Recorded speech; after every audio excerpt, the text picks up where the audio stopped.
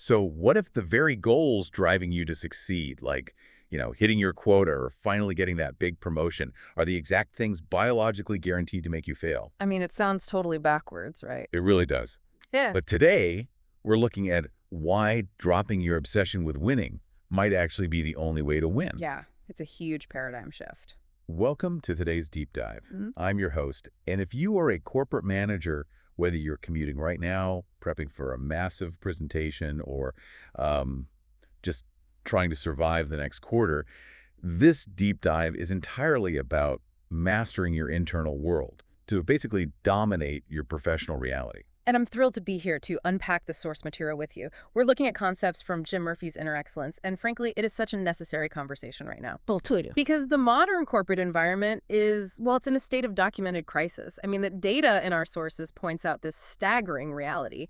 The average Fortune 500 CEO receives more than 175 emails every single day. 175, that's just insane. And that's just the average. We are completely drowning in information overload. We live in this culture that's absolutely obsessed with instant gratification, superficial metrics, and just constant distraction. Right, it's like we get seduced by this siren song of a consumerist, quick-fix society. Exactly. It gives us the illusion of accomplishment without any of the substance. You answer 50 emails, you feel super busy, but you haven't actually moved the needle on anything that really matters. It feels like operating an over-calibrated car alarm. Ooh, I like that. How do you mean? Well, an alarm is designed to protect the car from getting stolen. Yeah. But if it goes off every single time a leaf touches the windshield or a truck drives by, it just completely drains the battery. Right. It ignores actual thieves because it's just screaming at everything. And I feel like a lot of managers treat every single Slack message or minor critique like a literal threat to their survival. Oh, absolutely. They drain all their energy on things that just do not matter. But, some people manage to bypass that entirely. Abraham Maslow called them self-actualizers. Self-actualizers. Okay, break that down for us. So Maslow studied these individuals who refused to just survive their circumstances.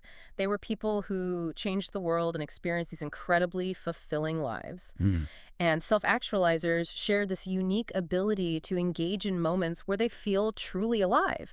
They consistently make growth choices instead of fear choices. Right, so they aren't just bouncing around reacting to their environment all day. Exactly. They have the psychological courage to basically sacrifice the comfort of instant gratification, and they focus on peak experiences and sustained excellence instead.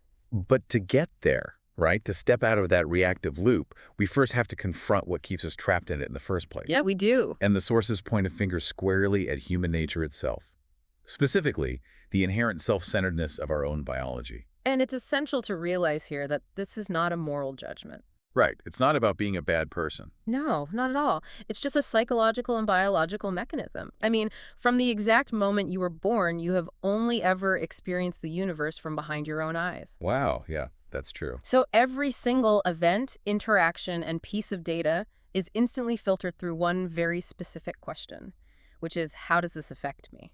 And while that mechanism keeps us alive in the wild, running from bears and stuff in a corporate leadership role, it severely limits your vision. It really does. When a manager filters everything through their ego, past failures are suddenly amplified because everything feels so intensely personal. Which establishes this constant simmering baseline of Yeah, fear. exactly. You become entirely enslaved to your performance. If your whole identity, your mood, and your sense of self-worth are chained to whether you hit your Q3 numbers, Or whether the CEO praises your slide deck. right, you are effectively a hostage to those outcomes. Søren Kierkegaard famously called this underlying unrecognized despair a sickness unto death. The sickness unto death. That is heavy. It is. It's a cultural influenza. We basically replace deep intrinsic passion with the temporary dopamine hit of external validation. Okay, but I want to push back on this just a little bit, Sure, go ahead. because it sounds a bit contradictory at first glance. Isn't wanting to win, wanting to hit your quota, having ambition, isn't that a fundamental requirement for a leader? It's a great question. I mean, how could having goals possibly be a bad thing? Well, the distinction here is subtle, but it's really vital. Having goals is absolutely necessary. The trap is the attachment to outcomes that are fundamentally outside of your complete control. Okay, attachment to the outcome. Right. When a manager decides they absolutely must have a specific outcome to feel worthy or secure, that ambition morphs into neediness. Oh, I see. You start leading from a place of fear of losing what you need rather than from a place of strength. Because you're desperate. Exactly. Right. When you are so completely locked into winning that the prospect of losing terrifies you, your actual physiological tension rises. And that tension literally stifles your cognitive performance. It does. You stop taking creative risks, you stop innovating, and you start managing defensively because you're just too busy protecting your ego. And because the samurai understood this exact mechanism, they actually offer the perfect blueprint for conquering it. They really do. It's fascinating. Yeah, to strip away the ego, we look at history's ultimate masters of mental discipline and their unwritten code of ethics, which is Bushido, the way of the warrior. It is such a brilliant historical parallel for modern executives because we typically visualize samurai just as these fierce combatants, right? Right, swords and armor. But Bushido was actually constructed on 3 internal pillars: love, wisdom, and courage. Okay, but love in this context isn't like romance. No. It means leading with your heart and having a fierce, unwavering passion for the mission or the people you protect. And that overrides self-preservation. Got it. And what about wisdom? Wisdom is the ability to expand your vision far beyond your own immediate survival, basically seeing the whole chessboard. And courage. Courage simply means existing completely in the present moment rather than agonizing over the past or fearing the future. I can totally see how that love concept translates in the boardroom. Yeah. Like if you care more about your team's success or the actual quality of the project than you care about who gets the credit, your ego instantly drops out of the equation. Exactly. Your performance naturally spikes because you aren't defending yourself anymore. You're just doing the work. But how did the samurai train themselves to actually maintain that state? Because their core mental practice sounds incredibly intense. It was. They actively kept death in mind. Daily. Daily. Yeah. A 400-year-old guide for young samurai explicitly states that a warrior must consider it his foremost concern to keep death in mind at all times, day and night. Which sounds exceptionally morbid to a modern listener. It does, but it was an incredibly practical cognitive tool. By constantly visualizing that the current moment might literally be their last, they recalibrated their brains. They couldn't afford to sweat the trivialities. Right. It forced them to stop worrying about external judgments or stressing over past mistakes, because a lapse in focus could mean actual, literal death. Keeping mortality in sharp focus curbed the ego and kept the mind incredibly sharp. So applying that to a modern executive, if a samurai can use the stark reality of mortality to maintain a calm, centered nervous system right before a battle with broadswords. A literal life or death situation? Right. Then a manager can certainly use that same perspective to survive a bad earnings report. Oh, completely. It is not literal life or death. Right. Recognizing that the worst-case corporate scenario isn't actually fatal frees the manager up. They stop managing from a place of panic. And ironically, that makes them far more likely to perform better and make bold, effective decisions, because they aren't crippled by fear. That really highlights the core difference between the traits of ego versus the traits of mastery, doesn't it? It really does. The ego is scattered. It constantly seeks instant gratification. It demands external validation. It's needy, it's arrogant, and it's rigidly bound by past experiences. Whereas mastery, which is what the samurai pursued, and what top executives strive for mastery, is centered. Yes.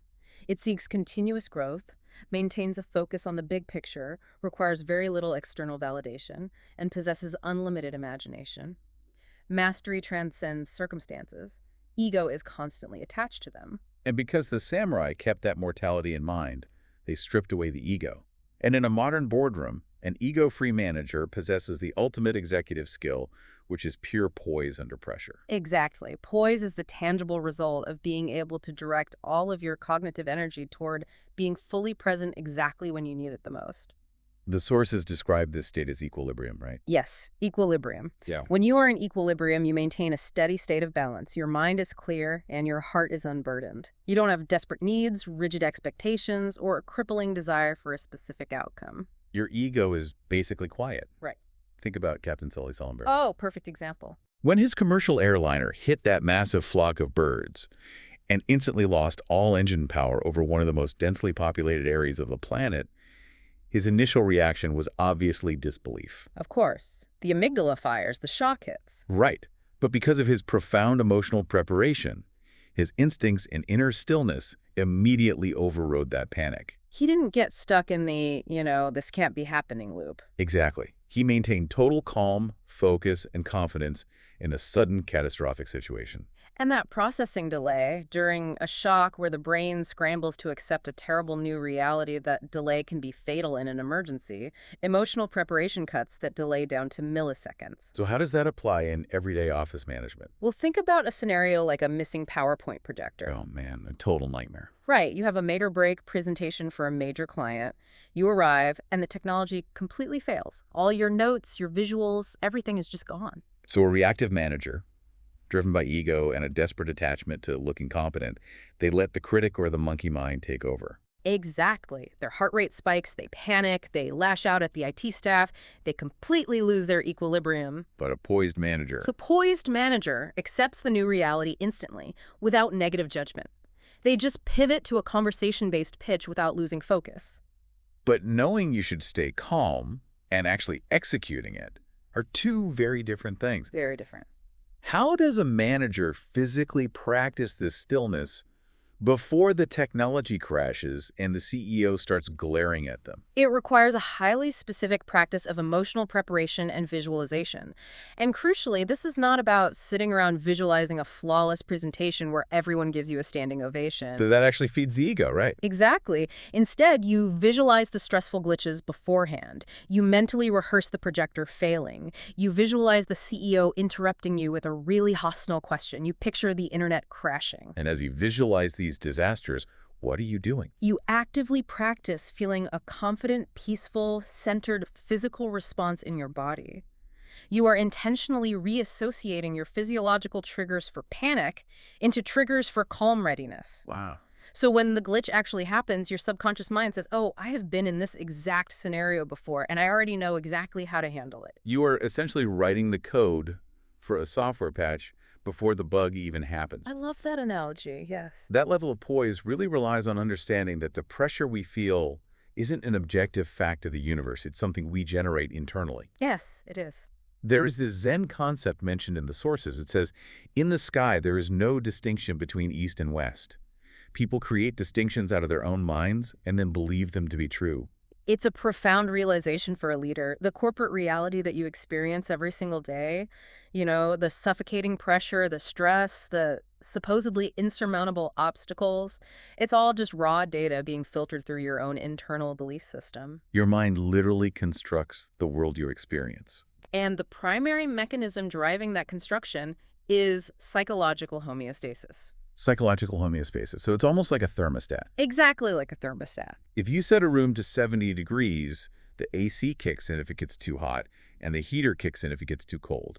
How does that thermostat mechanism work in a manager's brain? Well, your subconscious mind works tirelessly to maintain a baseline, steady state, a temperature, to use your analogy, based entirely on what you unconsciously believe you are capable of or what you believe you deserve. Okay, so if a manager starts performing significantly above their internal belief level, say they close a massive, unprecedented deal, They will actually experience cognitive dissonance. Even though the outcome is positive, it doesn't match their internal blueprint, so the subconscious AC kicks on. it tries to bring their performance back down to their comfort zone. Exactly. They might unconsciously sabotage their next pitch, procrastinate on a critical email, or pick an unnecessary fight with a colleague. It pulls you back to the baseline. And conversely, if they perform below their belief level, the subconscious scrambles to pull them back up. The subconscious isn't acting as a moral judge, evaluating whether your beliefs are good or bad for your career. It just works mechanically to make sure your external reality matches your internal identity. Precisely. Which means if you operate with a negative cognitive filter, you will constantly distort reality to fit a negative baseline. Like what? What's an example? For instance, imagine your boss walks right past your desk in the morning and completely ignores you. If your internal filter is insecure or negative, your distortion mechanism instantly concludes, my boss ignored me, therefore he hates my work, and I am probably getting fired. When the objective reality is just that the boss was speed walking to the bathroom or dealing with a sick kid at home. Right. We perceive an event, and our brain immediately assigns a narrative to it without possessing any of the actual facts. This is why self-actualizers utilize a specific growth mindset principle to combat that distortion, right? The idea that there is no failure, only feedback. Yes. Look at Michael Jordan being famously cut from his high school varsity basketball team. Oh, classic example. For a person with a reactive, ego-driven mindset, that event is a crushing failure that defines their identity, and they probably just quit. But for Jordan, For Jordan, it was simply the ultimate feedback mechanism. It contained data. It indicated he needed to work harder. He started waking up before school to practice, fundamentally changing his trajectory. so an outcome only transforms into a failure the exact moment you decide to label it as one. Exactly. I can hear a skeptic out there rolling their eyes right now. So I'm sure. Because it sounds dangerously close to toxic positivity. I mean, are we genuinely telling managers just pretend bad things aren't happening? To slap a smile on their face while the servers literally catch fire? I'm glad you brought that up because it is vital to clarify that this is the absolute opposite of delusion. This is about maintaining maximum behavioral flexibility. Behavioral flexibility. What does that look like? Well, think about the physiological response to anger or deep frustration. Your peripheral vision literally narrows. Your executive function is compromised. You literally lose cognitive options. You get tunnel vision. Right. By refusing to label a difficult event as a failure, you aren't pretending it didn't occur. You are simply refusing to let the event shut down your nervous system. Oh, I get it. You remain present, which keeps your cognitive pathways open to more options and more creative resources to actually solve the server fire. Exactly. The individual in the boardroom with the most behavioral flexibility always has the greatest ability to influence the outcome. Because they haven't locked themselves into a panic response. Yeah. Now, once a leader has successfully rewired their own ego and established this mental toughness, the now massive hurdle is instilling it in their team. Which is incredibly difficult. It is. But the sources point to legendary sports coaches who have perfected this art of team psychology, and the lessons translate seamlessly to the office. They really do.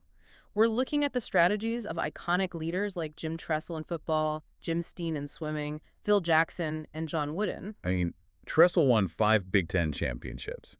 Steen won an incredible 49 national championships. The shared secret among these extraordinary leaders is how they define success. They define it as something far beyond simply winning a championship or beating the opponent. Super Bowl winning coach Dick Vermeil summed it up beautifully. He basically said that a football player is a person first, and then you go ahead and coach the activity. That's it, exactly. These coaches focused on developing the entire human being, not just the skill set. An extraordinary leader inspires individuals to connect with a vision that extends beyond their own self-interest. Like Frosty Westering, right? The 4-time national champion college football coach. Yes, Frosty Westering. His entire philosophy was built around inner mastery.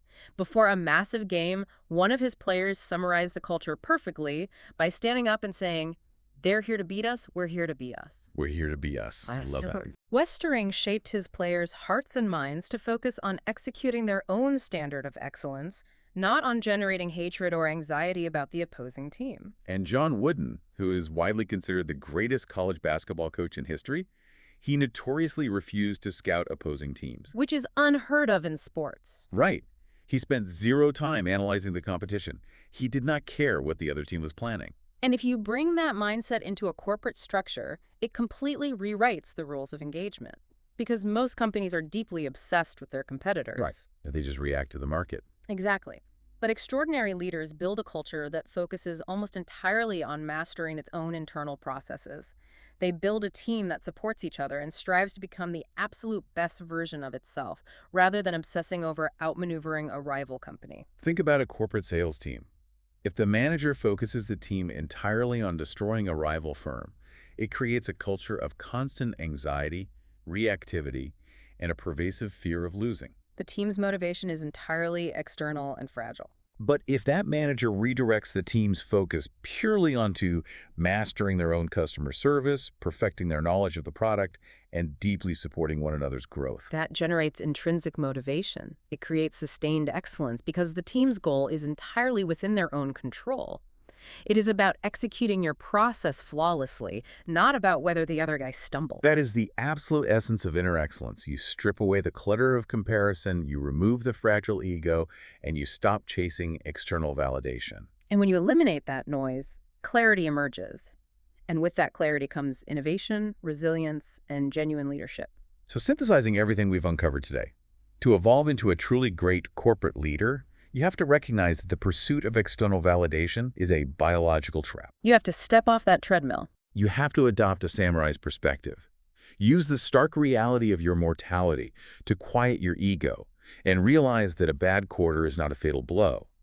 You must recognize that the pressure you feel is generated internally. Rewrite your limiting beliefs to view all outcomes simply as feedback, and ultimately lead a team that is fiercely dedicated to inner mastery rather than reacting out of fear to the competition.